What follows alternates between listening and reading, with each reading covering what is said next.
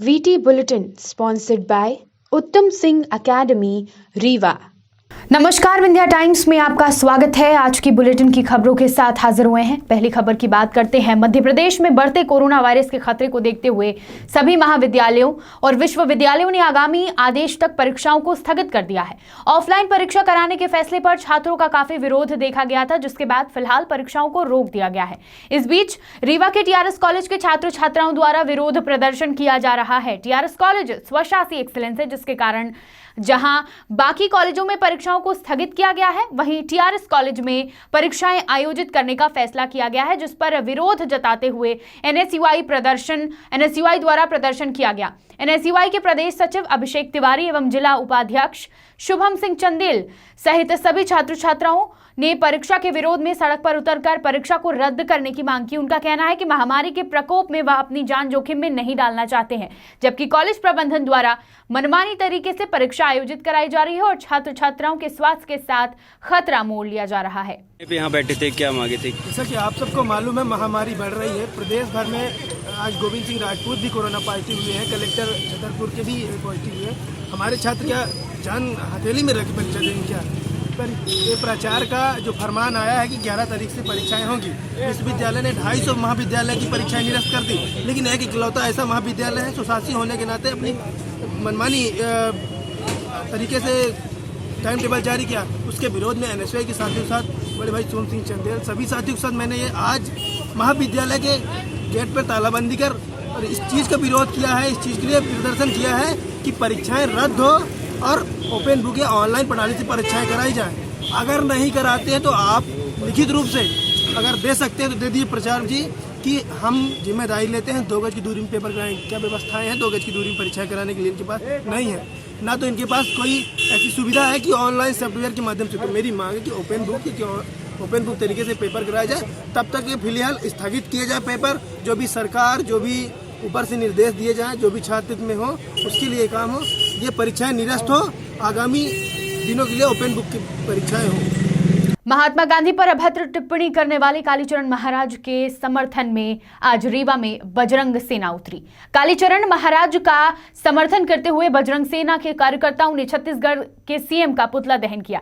शहर के सिरमौर चौराहा में बजरंग सेना द्वारा कालीचरण महाराज के द्वारा राष्ट्रपिता महात्मा गांधी पर की गई अभद्र टिप्पणी के आरोप में छत्तीसगढ़ सरकार के द्वारा कालीचरण महाराज को गिरफ्तार किए जाने के मामले पर मुख्यमंत्री भूपेश बघेल का पुतला दहन किया और कहा कि अगर आगामी 10 जनवरी से पहले कालीचरण महाराज को रिहा नहीं किया जाएगा तो बजरंग सेना के कार्यकर्ता उग्र आंदोलन करेंगे। बता दें, बीते दिनों छत्तीसगढ़ के रायपुर में आयोजित एक धर्म संसद कार्यक्रम के दौरान कालीचरण महाराज के द्वारा राष्ट्रपिता महात्मा गांधी पर आपत्तिजनक टिप्पणी की गई थी, जिसके बाद पूरे देश में कांग्रेस पार्टी सहित अन्य कई संगठन उनके खिलाफ खड़े हो गए थे। तब छत्तीसगढ़ सरकार के द्वारा यह फैसला लिया गया और मध्य प्रदेश के खजुराहो से कालीचरण महाराज को गिरफ्तार किया गया था।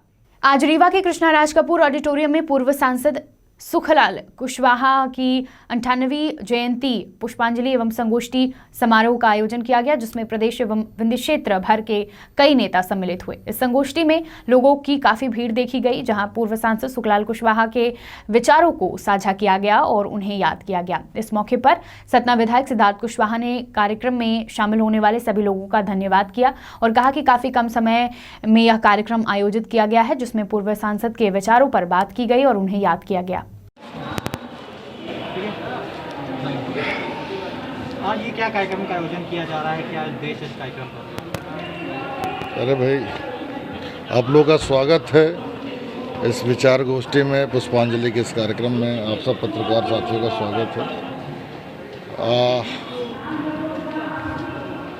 इस अंचल के, क्षेत्र के, विचारधारा के और बहुजन समाज के जो हमारे स्वर्गीय पिताजी नेता सुखलाल कुशवाहा जी, उनकी जयंती का कार्यक्रम है और तमाम संभाग और प्रदेश के जो उनके प्रमुख लोग हैं, चुनिंदा लोग हैं, यहाँ पर उनकी जयंती पर पुष्पांजलि करने आए हैं, उस पर चर्चा करने आए हैं और तमाम उनके शुभचिंतक लोग यहाँ पर उपस्थित हैं।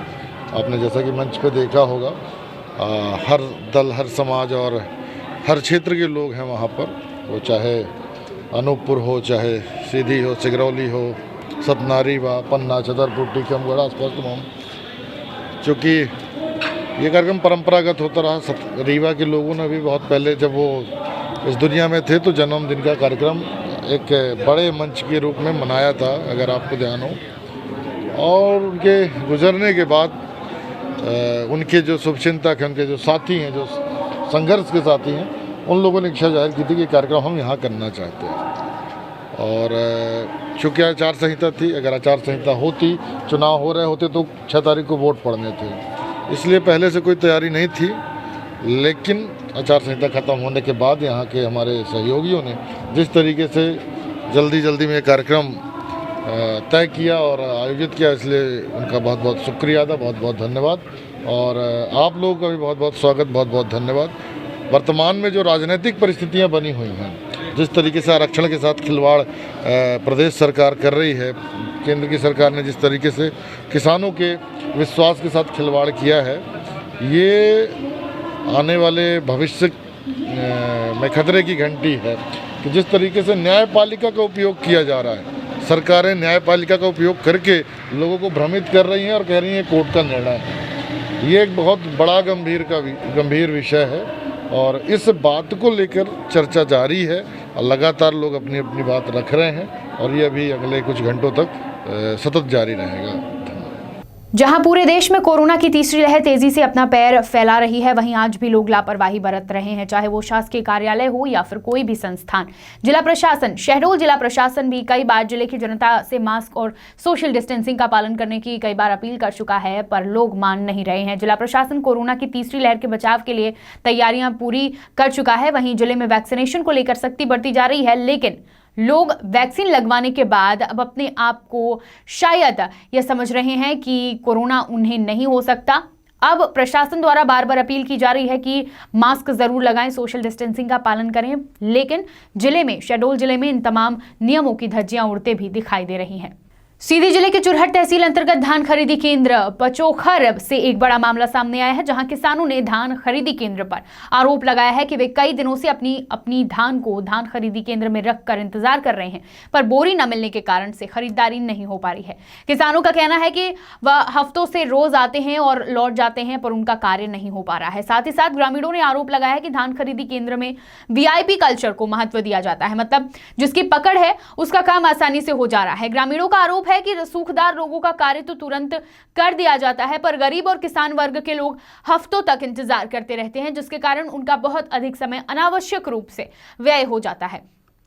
अब इस पूरे मामले में संज्ञान लेते हुए SDM द्वारा धान खरीदी केंद्र का औचक निरीक्षण किया गया है, जहां पर ग्रामीण लोगों द्वारा अपनी सारी शिकायतें SDM को सुनाई गई, जिसके बाद SDM द्वारा पूरी स्थिति का जायजा लिया गया, साथ ही आवश्यक दिशा निर्देश दिए गए और लापरवाही पाए जाने पर कार्रवाई की भी कड़ी चेतावनी दी है। बहरहाल जिले के अधिकांश धान खरीदी केंद्रों पर इसी प्रकार के हालात है, जहां आमजन और ग्रामीण कहीं न कहीं असंतुष्ट नजर आ रहे हैं। बात करते हैं बुलेटिन की आखिरी खबर की।